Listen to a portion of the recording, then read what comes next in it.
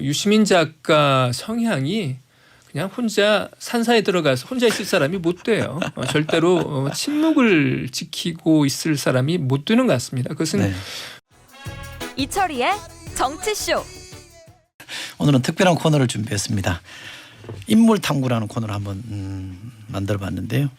SBS 윤춘호 논설위원 오셨습니다. 어서 오십시오. 예, 안녕하세요. 예, 김수민 시사평론가도 오셨습니다. 어서 오십시오. 네, 반갑습니다. 예, 저희가 오늘 탐구해볼 인물은 유시민 노무현 재단 이사장입니다. 유시민 이사장은 대학교는 78년도에 들어갔으니까 되게 흔히 7, 8학번이라고 그러는데 우리 윤춘호 위원이 학교 다닐 때부터 아셨다면서요?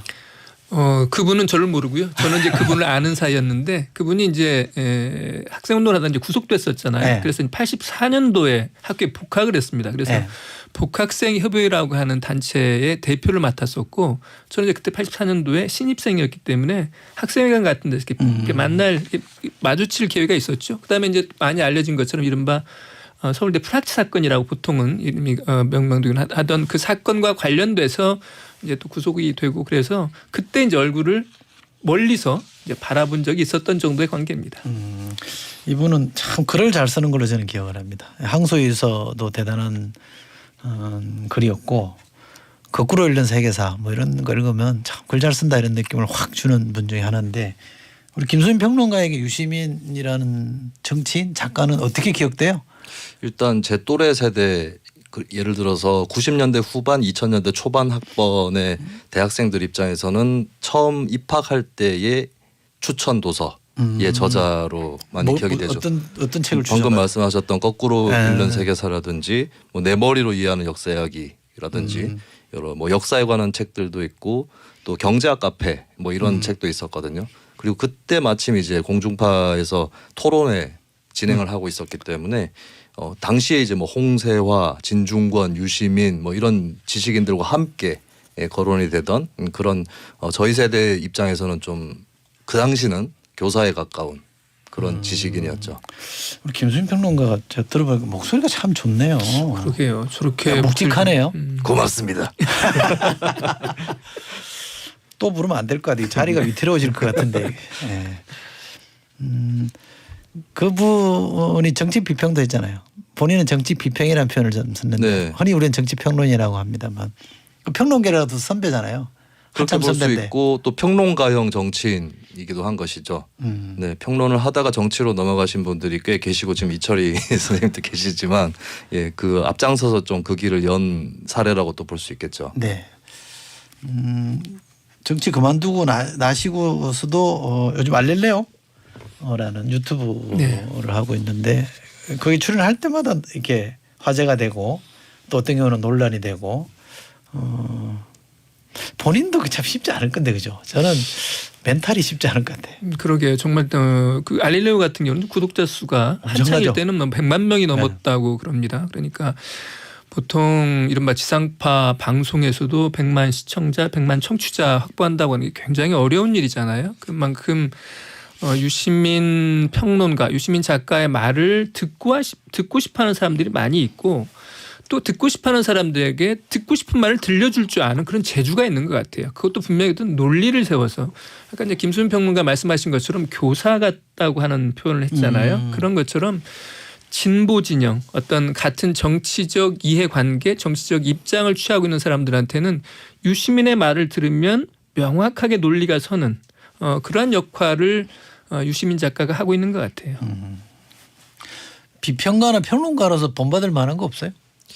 일단 그 유시민 작가 같은 경우는 어떤 정치적으로 딱 각이 서 있는 발언을 할 때보다 오히려 가끔 이럴 때도 있어요. 이제 뭐 정치적으로는 좀 상반되는 입장을 가진 사람인데 이렇게 저렇게 해서 저랬을 것이다라고 좀 내재적 접근을 할 때도 있거든요. 그러니까 대중적으로 기억되는 이미지는 굉장히 공격적인 것이었지만 사실 정치를 할 때에도 토론을 가만히 보고 있으면 이제 상대방이 어떤 얘기를 했을 때 그 얘기는 맞는 얘기다라는 걸 전제하고 가는 그런 경우들이 있습니다. 그러니까 좀 이 부분은 대중적으로 크게 조명받지는 않은 부분이긴 한데 이 화법도 좀 눈여겨볼 만하다. 인정할 건 인정하겠다라고 하는 그런 태도가 이제 좀 더 주목할 만한 부분이지 않는가 그렇게 보여집니다. 사실 그런 것은 우리 이철희 의원님이 더 잘하시는 분이기도 하세요. 네. 남의 이야기를 들어볼 때 정말 그렇다고 생각합니다. 이분은 자주 모셔야 될 것 같아요. 이철희 MC께서는 그게 티가 나는 스타일이시고 유시민 작가는 잘 안 보이는 은연중에 나타나는 것이라고 볼 수 있겠죠. 네, 유시민 이사장은 보건복지부 장관을 노무현 정부 때 했습니다. 제가 어떤 자료를 본 거에 따르면 역대 복지부 장관 중에 제일 잘한 장관으로 관료들에게 평가받는, 그러니까 이게 말이나 글만 좋은 게 아니라 실제 행정가로서도 상당히 성공한 이력을 갖고 계신 분이고, 또 하나는 홍준표 지금은 이제 무소속이긴 합니다만 과거 통합당 국민의힘 대선 후보 하셨잖아요. 그분하고도 굉장히 친교가 가깝게 지내는 홍준표 대표가 그러더라고요. 자기가 말 통한다 내가 유시민하고 얘기하면. 이것도 쉽지는 않거든요. 네. 그러니까 그런 것도 이분이 갖고 있는 장점 중에 하나이지 않을까 싶어요. 그 보건복지부 장관 시절에 보좌관을 하던 분을 제가 한번 취재를 한 적이 있습니다. 네. 유시민 장관 취재를 위해서 그랬는데 지금까지도 아주 가까운 데서 이렇게 보좌를 하고 있더라고요. 그만큼 그러니까 유시민 하면 약간 좀 경박하고 그래서 사람을 끄는 매력은 자기 사람은 없는 것처럼 하는 그런 이미지가 있지만 사실은 가까운 데 있는 사람들은 꾸준히 만남을 지속해오고 말씀하신 것처럼 아마 우리나라에서 토론을 벌인다 그러면 토론 배틀을 벌인다고 하면 유시민 홍준표 유시민 어떤 이 조합이 가장 좀 어울리는 조합 같잖아요. 그런 면에서 두 사람이 정치적 노선과 입장은 다르더라도 서로를 인정하는 그런 관계인 것 같아요. 장관 시절 때가 좀 묘했던 것이 관료 공무원 쪽에서는 의외로 높은 평가를 받았는데 당시 진보적 시민사회단체 쪽에서는 최악의 장관이다라는 평가를 내리기도 했었어요. 그래서 이제 조금 더 지내보면 유시민 작가는 적에게 인정받는 그런 스타일이기도 하지만 한편으로는 가깝다고 생각했던 사람들에게도 비판을 받거나 공격을 받는, 오히려 분란이 주로 어떻게 보면 진보 진영 쪽에서 더 많이 벌어지는 듯한 그런 또 역사를 갖고 있기도 합니다. 네. 작가로도 성공했고요. 정치인으로도 국회의원 재선하고 장관 했으니까 뭐 나름 성공한 거라고 평가할 수 있는 그잖아요. 그다음에 요즘 방송인으로도 한때 교양 프로 같은 거 할 때는 이분이 안티가 많다는 얘기를 많이 들었습니다만 그때는 안티도 많이 줄어들고 굉장히 대중화된 평이 굉장히 좋았었잖아요. 네. 그때 대선 지지율도 잘 나오고 막 그랬었는데 하는 것마다 다 잘 되니까 약간 셈이 나기도 해요. 근데 이제 정당 운동에 있어서는 좀 실패를 많이 맛보기도 했었죠. 좀 안 좋은 평가는 이제 정당 브레이커다. 그러니까 본인의 의도와는 무관하게 어쨌든 주로 이제 거대 정당 중에 하나에서 좀 안착하기보다는 제3당 실험들을 많이 했었고 그 와중에서 정치권의 이합 집산들을 주도를 했었는데 이제 결과적으로 좀 비유를 하자면 선수로서는 굉장히 개인 성적은 좋은데 팀의 성적이 그렇게 좋지 않은 그런 부분 때문에 이 정치인으로서 특히 정당 정치인으로서는 조금 낮은 점수를 또 받기도 합니다. 그렇군요. 제가 언뜻 대선 후보 지지율 조사 때 등장한 적이 있었다고 말씀드렸는데 요즘은 빼놓고 하잖아요. 그렇습니다. 대선 후보의 가능성은 어떻게 보세요? 저는 충분히 있다고 보는데요. 그래요? 저는 충분히 있다고 봅니다. 물론 이제 본인이 이제 절대 안 하겠다고 여러 차례 공언을 했죠. 여러 차례 공언을 했지만 그것은 뭐 대중들이 특히 지지자들이 원한다 그러면 저는 바뀔 수 있는 거라고 보고요. 정치인들은. 그리고 또 이제 도서 비평, 책 비평한다고 하면서 다시 활동을 재개하지 않습니까? 유시민 작가 성향이 그냥 혼자 산사에 들어가서 혼자 있을 사람이 못 돼요. 절대로 침묵을 지키고 있을 사람이 못 되는 것 같습니다. 그것은 그건 어떤 천성인 것 같고 그렇다 보면 넓은 의미에서 어떤 정치 영역에서의 활동 이런 것은 유시민 작가가 결코 버릴 수 없는 영역일 테고 그렇다 보면 당연히 대선이라고 하는 영역도 충분히 고려해볼 그다음에 더군다나 여권의 상황에 따라서 얼마든지 유력한 주자로 부상할 기회는 있을 거라고 저는 봅니다. 그 현재 여권의 쌍두마차 대선 주자가 이낙연, 이재명 이렇게 짜여져 있잖아요. 근데 두 사람 다 노무현 문재인으로 이어지는 계보에 대해서 이제 굉장히 열광적으로 지지하시는 분들 입장에서는 조금 부족할 수 있는 후보들이거든요.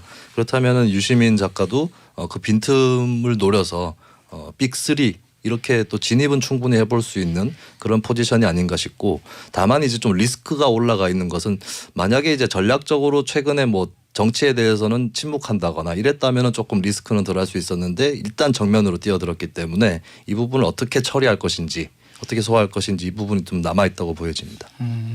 근데 유시민 작가 지금은 이제 공식적으로 작가 또는 이사장이라는 표현을 직책을 씁니다만 좀 날이 서 있잖아요. 주장을 할 때 보면 뭐 홍준표 전 대표처럼 상대 진영과도 충분히 소통하긴 합니다만 주장을 할 때면 선명하잖아요. 심지어 진영 논리가 뭐가 나쁘냐 이렇게 얘기하면서 난 의용 지식인이다 뭐 이런 얘기까지 스스럼 없이 할 정도인데 그게 대선 후보로서 봤을 때는 약점이지 않을까요? 본인의 성격 멘탈리티나 이런 것도 조금 부담스럽지 않을까요?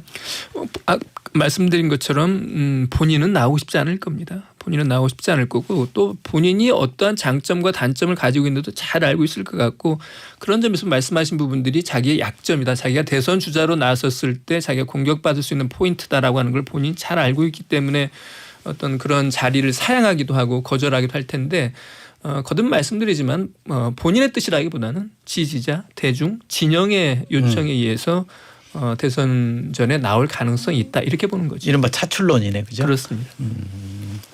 저는 이제 유시민 작가의 정치인으로서의 캐릭터는 섀도우 스트라이커 축구에 비유하면 네, 섀도우 스트라이커는 이제 적진을 교란시키고 공간을 여는 그런 역할들을 많이 하는데 근데 킬러 스트라이커가 미처 골을 넣지 못하면 직접 섀도우 스트라이커가 골을 넣을 수도 있거든요. 네. 아마 그런 부분들도 열어놓고 있지 않을까. 어떻게 보면 이제 위원님께서는 정치에 본인 개인적으로는 그렇게 생각이 없을 거다라는 쪽에 무게를 두시는데 그 마음은 본인도 잘 모르지 않을까. 예, 여지는 여러 갈래로 열려 있다고 보여지는 거고 이제 정치인으로서의 캐릭터는 좀 초유의 캐릭터죠. 저 사람이 정치인 스타일에 맞는가 싶은 그런 캐릭터인데 만약에 승부를 던진다면 그 캐릭터 자체로 승부를 던지지 않을까. 예, 그렇게 또 보여지는 겁니다. 학생운동 열심히 했고요. 독일 유학을 다녀왔고 또 책도 베스트셀러 작가이기도 하고 또 정치인의 길을 걸었고 장관도 했고 또 지금은 다시 또 작가로서 또는 유튜버로서 성공적인 삶을 살고 있는데 대중적으로 유시민 이름 석자는 뭘로 기억이 될까요? 글쎄요, 뭐 노무현의 정치적 경호실장이라고 하는 그런 어떤 타이틀이 있잖아요. 네. 그런 걸로도 기억이 될 테고 일반 대중에게는 백분 토론을 통해서 이제 사회자 네. 방송 진행자로 인식되는 분도 있을 테고, 그다음에 뭐 책 말씀하셨는데 제가 얼핏 꼽아 보니까 책이 한 23권대예요. 네? 그래서 젊은 세대들에게는 교사 같은 이미지, 작가로서의 이미지, 지식인으로서의 이미지 이런 것들도 있을 것 같습니다. 그래서 다양한 어떤 팔방미인 같은 그런 이미지를 가지고 있고 또 어찌 보면 지식인 그룹 세계에서는 굉장히 지식인다운 지식인, 자유인다운 자유인 뭐 이런 느낌을 주기도 하는 그런 매력이 있는 사람인 것 같습니다. 그러면 제가 김수민 평론가에는 약간 다른 관점에서 질문드리자면 지금의 유시민을 형성하는 여러 가지 뭐 사건도 있고 이러지 않았겠어요? 뭐가 결정적으로 영향을 줬을 거라고 보세요? 뭐 더 거슬러 올라가자면 학생운동 시절에 썼었던 항소 이유서가 될 것 같은데 근데 어쨌든 정치인 유시민이라고 하는 아직까지 잔상이 남아있지 않습니까? 그걸 고려했을 때는 저는 2002년에 평론가를 하다가 개혁국민정당 창당을 하면서 이른바 개혁당 노무현 후보를 지키겠다라고 나섰을 때 그렇게 정치에 입문할 때 에너지가 아직까지 남아있는 것이 아닌가. 굳이 가장 결정적인 사건을 꼽는다면 2002년 개혁당 창당 을 저는 꼽고 싶습니다. 정치 개혁에 뛰어든 뭐 요즘 표현으로 하면 참전한 게 가장 결정적일 수 있겠다 생각하는데 윤춘호 의원 어떻게 보세요? 뭘 것 같아요? 저도 역시 뭐 노무현과의 만남이 오늘의 유시민을 만든 가장 핵심적인 사건이었다고 생각합니다.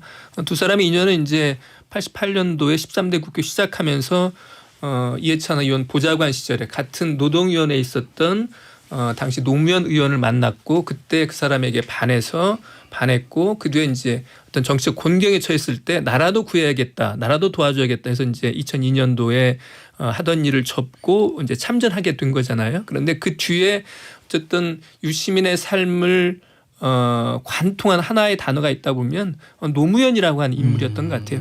노무현과의 만남이 오늘의 유시민을 만든 핵심적인 일이다. 저는 이렇게 보고 싶습니다. 키워드라고 치면 노무현 괄호하고 문재인도 포함되어 있겠죠. 그러겠죠. 네, 그렇죠. 네. 알겠습니다. 워낙 뭐 유명하신 분이고 워낙 화제가 되는 분이라 인물 탐구하기가 쉽지는 않습니다. 사실 조심스러운 대목이 있고 그런데 뭐 좀 부족하긴 합니다만 이런 정도로 오늘 인물 탐구 해보는 걸로 마무리하겠습니다. 두 분 고맙습니다. 예, 감사합니다. 고맙습니다.